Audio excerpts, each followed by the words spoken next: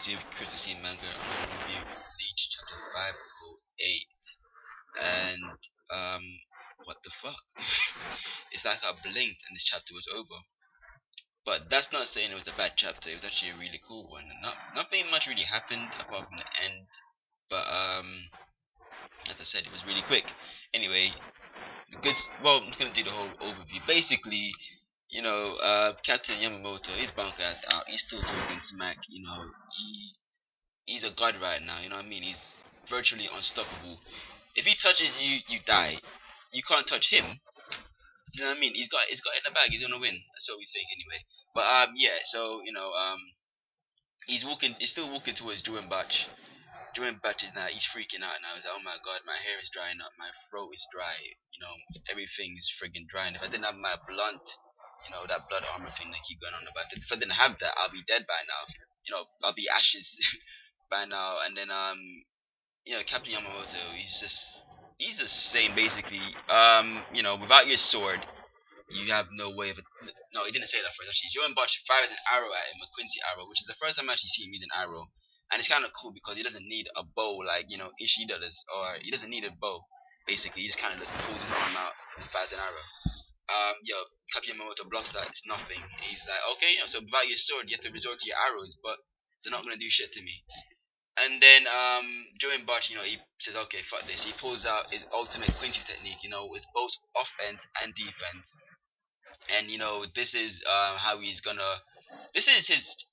I'm thinking this may be his trump card. It may not be. I'm pretty sure he has something else up his sleeve, or else he's really gonna die because he's on the ropes right now. But yeah, he does this really cool barrier thing where all these Quincy crosses come out of the ground. They surround him in a circle, and he's just like, if you step into this barrier, you're gonna get struck by the light of the Lord or some crap like that.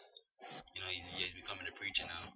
Um, but anyway, Yamamoto says fuck this. He jumps up, he slams his sword in the ground, and Zenotachi off to the south. So basically, it's all it's north, south, east, and west basically. So we've seen east, we've seen west, now we're seeing south, and south I think is even more ridiculous than the other two. Basically, zombies come out of the ground. He commands zombies. This guy's OP. Anyway, yeah, so like loads of these basically it's people that he's killed in the past. Like he said, all the people I've slain in the past come out and help basically, and all these fucking zombies come out of the ground everywhere, and I was just like, shit. So what the fuck is North then? Is that gonna bring down the angels or something? Like, what's gonna happen with North? Well, obviously we're gonna see North as well, but at the moment, South is zombies. So Jordan Batch, I don't know how this guy's gonna beat Yamamoto because Yamamoto kind of has to lose or die because he's the final. I'm sorry, yeah, because Jordan Batch is the final boss basically. So for now, he's the final boss, so he can't really die yet. And he can't really lose because then it'll be like, what's the point of Ichigo beating him if Captain Yamamoto can? That means, Ichigo is not needed basically. Captain Yamamoto is going to be the one to kill him. So, he has to beat Captain Yamamoto or, kill him. So, how is he actually going to, beat him? Because at the moment, he's on the ropes. There's nothing you can do. He's fighting, a sword that can kill you one hit. He can't touch Captain Yamamoto, and now he's fighting zombies. The fuck? So, yeah, it's this Yamamoto, man. This Bankai is literally the best Bankai that's been revealed so far in the series, in my opinion. Like, it shits on every other Bankai. I'm sorry, it's too much. It's the best Bankai. But oh, another thing we forgot to mention a couple of weeks ago, or I didn't do a video. But Captain Yamamoto Bankai. I know after all the shit I said now, it's gonna be so unrelatable. But in a way, he's kind of similar to Ichigo in terms of their Bankai. Personality wise, they couldn't be far different. They can even more. They're different. They're not the same. Their bankai is similar because Ichigo's bankai literally shrinks down his sword into a small katana. So this Captain Yamamoto is basically just a burnt katana. So the bankai literally is all the power of a bankai condensed into a small sword. So they're similar in that way. Also, Ichigo's Shinigami outfit changes with his bankai. And he states himself that, this outfit is a part of my bankai, which is the same thing as Captain Yamamoto. His flame armor is a part of his bankai. His outfit changes. So, in a way, they're similar like that with their powers. Just a little thing I'm throwing out there if you guys didn't notice it. Some of you are pretty smart. You probably already noticed anyway, but I'm just going to say it anyway.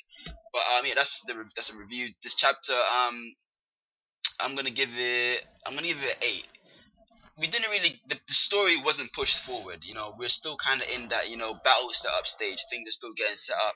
They're feeling each other out. They're seeing what they can do. So we didn't really get any story progression. But other than that, it was really cool. It was awesome to see. Zen Tachi still has South and North.